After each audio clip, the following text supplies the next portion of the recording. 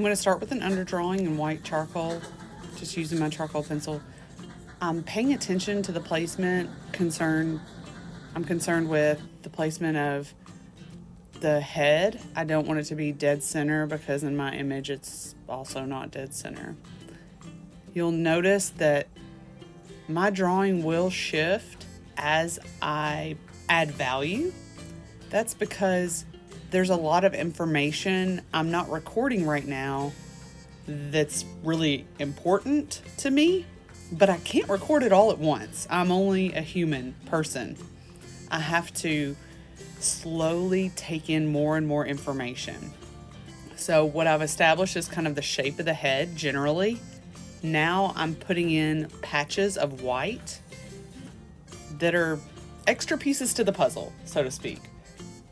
When you're adding value, it also helps to see those little value shapes and plug those in. If they fit, then your underdrawing was correct. If they don't quite fit, then you start moving things, molding things, and reshaping things as needed, which is why it's always important to save commitment of your drawing till the very end. That's why you didn't see me start with the black charcoal and dig into my paper, big round circles for the eyes. I was very gentle about approaching that. I kept it very light till I knew it was right.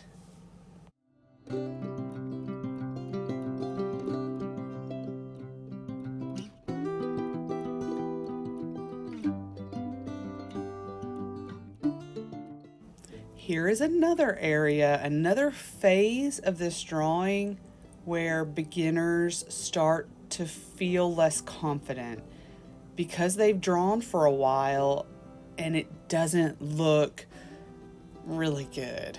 It looks like a cat, but look how raw the paper is. Look how washed out and transparent it looks. But watch as I add a second layer to the nose.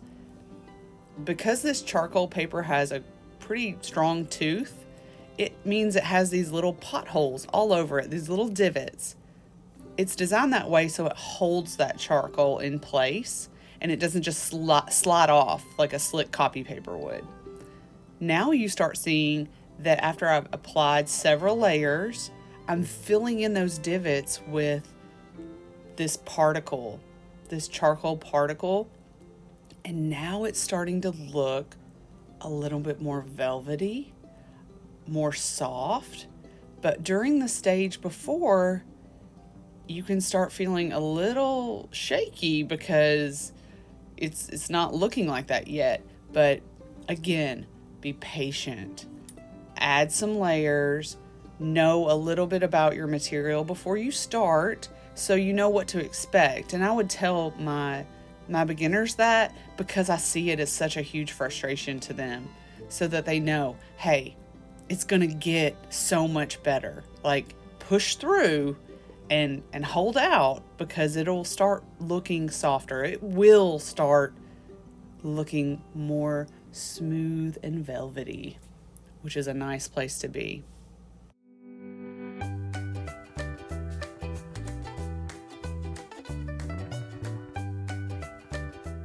Now I'm even putting like third and fourth layers on here. I'm recognizing that as I blend, I am actually stretching that particle that I put on there, the charcoal I put on. I'm stretching it out when I blend because I'm forcing it to move and spread out. So when it spreads out, it separates.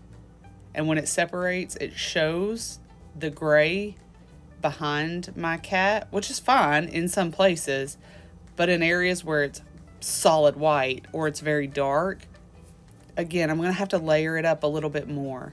I treat charcoal a lot like I treat graphite. I work in stages and I work in layers. And not because it's faster, it's certainly not faster. I wish I was like an inkjet printer and just like put down the perfect value the very first time. But because I'm human, I have to build up to that. I have to build up the lights, I have to build up the darks until I feel more and more confident and slowly commit to those lights and darks. And now we're entering another phase of the drawing where we're starting to see less of the raw paper showing through. I'm blending a lot and I'm losing a lot of sharp edges. So I'm just slowly popping some of the value change back in where I can, but I don't want to lose all of the soft edges either. I don't want the cat to look like it's been electrocuted. So I don't want these like huge, like explosive lines shooting out of her face. I want subtle wisps of flyaway hair. I want the subtle shapes. And when you're just starting drawing, when you notice something, it's hard to make it subtle because you're so excited that you noticed it. Oh my goodness, I saw that hair. I noticed it and I'm gonna draw it. And sometimes as beginners, we get overzealous about what we've noticed. So we just like mark it in really hard. Notice it, but also see how important it's going to be in the long run. All right, I'm noticing in my reference that this ear is a little bit too far off, so I'm just covering it up with dark. Anytime you make a mistake with white, then black is your eraser. Anytime you make a mistake with black, then white is your eraser. And we also have found that an eraser actually erases some of this charcoal too. So it's a very forgiving medium for drawing. So I really recommend you test it out.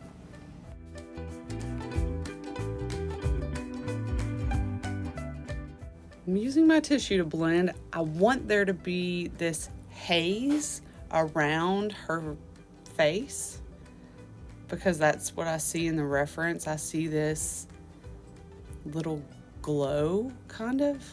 I think because she's in backlight, there's a light source behind her, so she's getting this little glow. You can see right there, there's that edge of light. So to do that, I went ahead and put a little bit of mid-tone, and now I'm layering my white compressed charcoal, and I'm giving it quite a bit of pressure. It's hard to tell in the video, but I'm pressing pretty hard. This charcoal paper can take that type of aggression when you're dealing with it. It's just a lot more stable and strong. Just has a lot more strength to it. I want to pay attention to the direction of these little flyaways, and I'm squinting to see what's most important. So anything that I can't squint away, I need to pay attention to. But if I can squint it away, I'm just going to save it for another day. There you go. There's the one-liner you can remember. If you can't squint it away, save it for another day. But not really another day. Just save it for later. So those little one-liners will help beginners because they know that they're going to get to it. Just having that patience, though, is tough. I understand. But just wait a little longer and make sure that you have the most important things in first. And then you can take it from really general to really specific.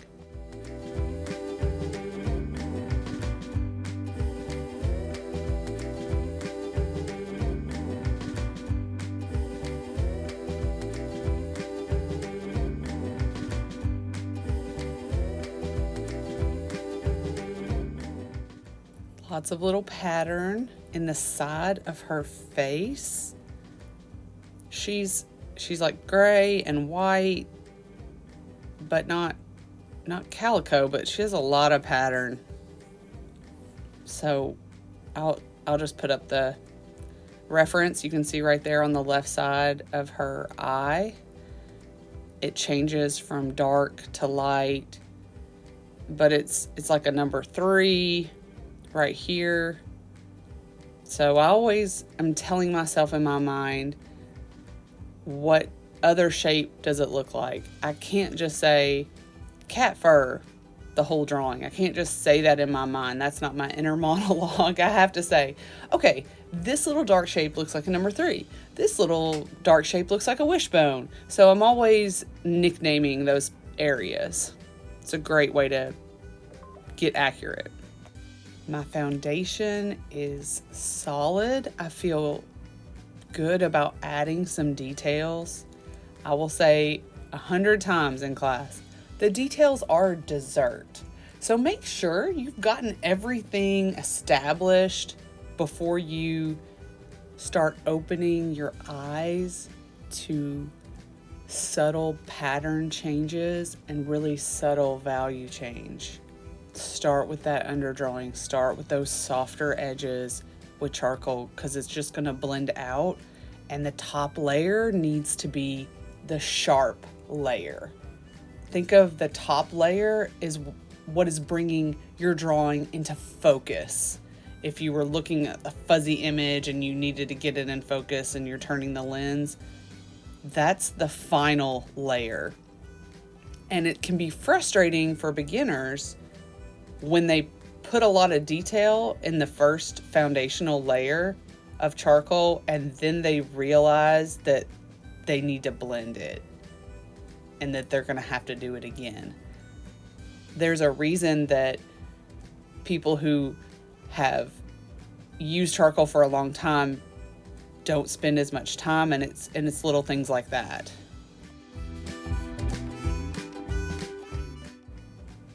I always like having a compressed piece of charcoal along with like a pencil for detail. I really like using my blending stick when it comes to these textured charcoal papers. You can see how it just gets in the texture really easily. When I'm working with the eyes, I'm most concerned about expression.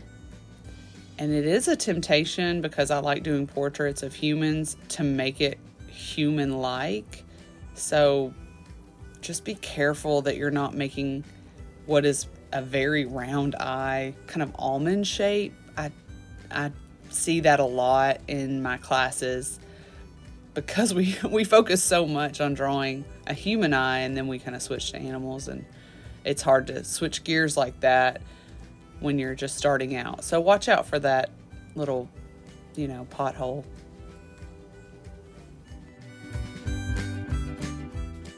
Now, if I weren't recording this for a video, I would turn my paper around, because my hand's in a really awkward position here.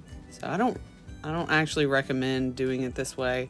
I just think it's distracting when I'm watching a video if they spin the paper a lot. But on the other hand, it's a great way to get the perfect angle is to move your paper around along with your reference image. I recommend it about every 20 minutes in a drawing.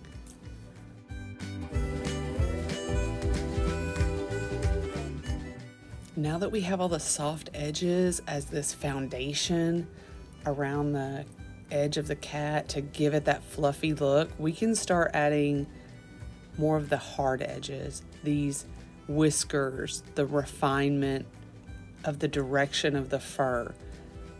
When a lot of students are first starting out, it's a struggle to force yourself to pay attention to each little segment and what direction it's going. But with animal fur or hair, it's just really important. You can't just scribble a bunch of lines and expect it to feel the same. It just won't have the illusion of reality.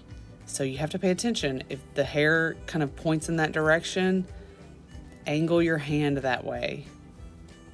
I know it takes a lot of concentration to do that, but it's going to be worth it. Okay, this about wraps this drawing up for me. And I hope that you guys will come back and see more videos, subscribe, like, and hope to see you soon.